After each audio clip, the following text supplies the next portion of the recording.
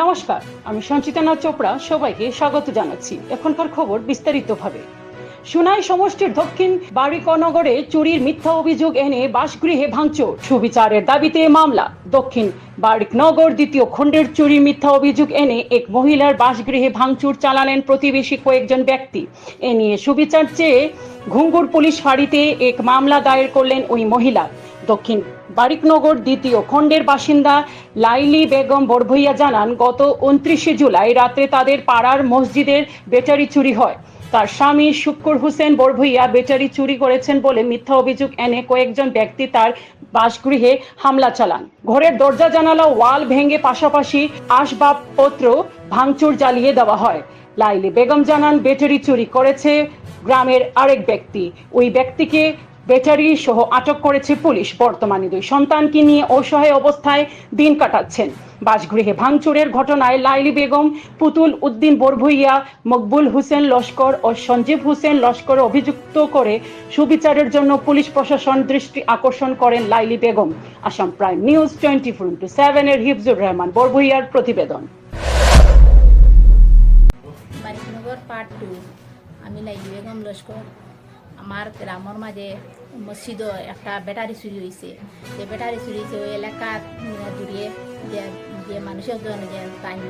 মানে তার শিশুর বাড়িতে এখন টাইম ঘটনা করছেন তান খারে খারে লইয়া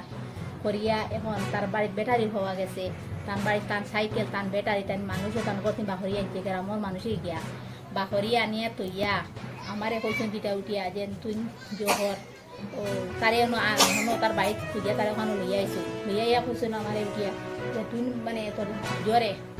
ও জামাই দিয়ে বাহরিয়া নগা 10 মিনিট আধা ঘন্টার ভিতরে গিয়া আমি বললাম না আমি তো আমার জামাই তো সুর না জামাই খানো যেত জামাই তো ওখানে আসোই খোয়া বাদে উঠে হতো না এখন তো সিসি ক্যামেরা তোর জামাই ধরা পড়ছে আমি যদি আমার জামাই যদি ধরা হয়ে ফুরিয়ে থাকে তে সুবিচার সুন্দর লগই আমরা মানে যতটুকু করা লাগে কম যে উচিত করিয়ে থাকে আর উচিত করিয়ে থাকে না তো আমার গড় ধরে তোমরা কিছু তার দিও না। আমার জামাই খুঁজাইয়া বাহরতে চাই দারো কাছে তখন তো খুঁজাইলাই তো এখন জামাই রে বেগাট করছো জামাই হরিয়া গেছে তারা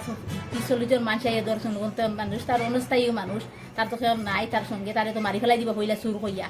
তো তার যার মাসে গান হরিয়ে গেছেন যে এখন আমি বাচ্চা দুপুর লইয়া গরুর ভিতরে হাল মানে গরু ঠেলা দেখা হরিয়া গরুর ভিতরে বাচ্চা দুপুর কাপড় চুপড় বই খাতা